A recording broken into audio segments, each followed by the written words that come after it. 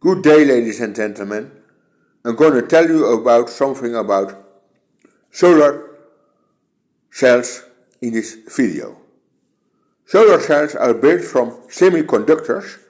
Semiconductors are materials, chemical elements for instance, who don't isolate completely electricity, but are also not good conductors like metals.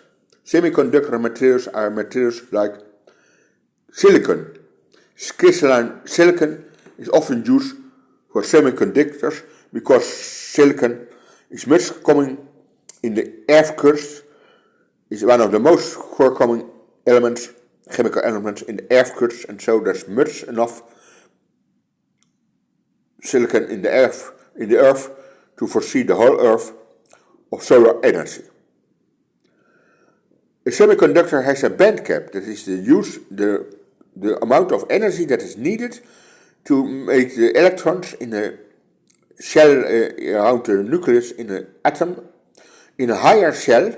To get the electrons in a higher shell, there is energy necessary, a steady amount of energy, a quantum of energy, from which is one of the properties of quantum mechanics, and there's a quantum of energy needed to get the electrons in a higher shell of the atom of silicon, for instance. In the case of silicon, there's an energy necessary of about 1.12 electron volt.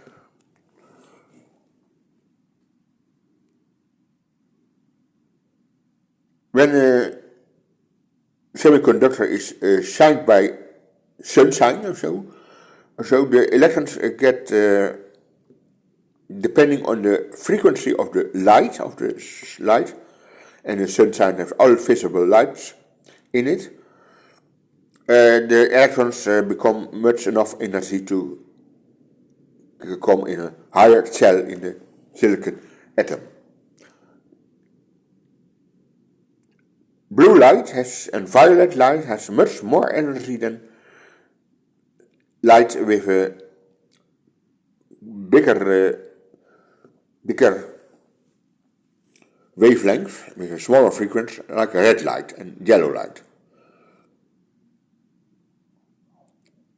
It is so that when they have two types of doped silicon, doped with about one barium atom on a million silicon atoms, is p-type doped silicon, and doped about one phosphor atom in 10,000 silicon atoms is n-type silicon. Phosphor has one electron more in the outer shell of the atom than silicon, and barium has one electron less in the shell of the outer shell of the atom. So there's a surplus of, in a junction, two sides of p and n-type silicon put together. In a p-n junction of silicon, crystalline silicon, there is much more. There are more electrons in the n-type part than in the p-type part, and so there is coming a drift of electrons from the n-type silicon to the p-type silicon. That is caused by the electric field caused by the surplus of n-type electrons in the n-type silicon against the surplus of holes in the p-type silicon. That diffusion causes a drift of electrons. Normally, when it is not element p-n junction,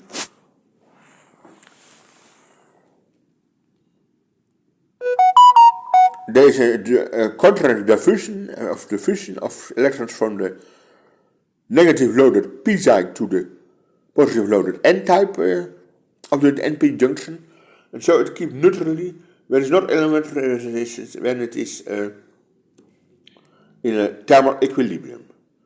When the solar cell, the p-n junction, NP junction of silicon, is lighted by electricity, by light, for instance light of the sun, some electrons get by a photon, which is a quantum of light energy, depending on the frequency of the light is coming in a higher cell, and then the semiconductor becomes conducting.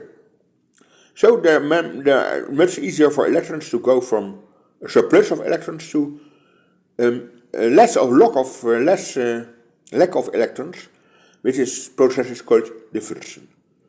So there is coming at the n-type silicon side of the p-n junction becomes more electrons and less of electrons, more holes at the p-type junction when illuminated by the sunshine, and so there is coming creating a potential difference with a negative at the n-type side, dope sides of the junction, and a positive potential difference at the p-type junction, and like in a battery. And so on the light illuminated p-n junction solar cell, you can with that potential difference about 1 volt of a solar cell of 1 square centimeter bigger, you can put a load on it, for instance a motor which you can let turn by the electricity caused by the solar cell illuminated by the sunshine. Thank you.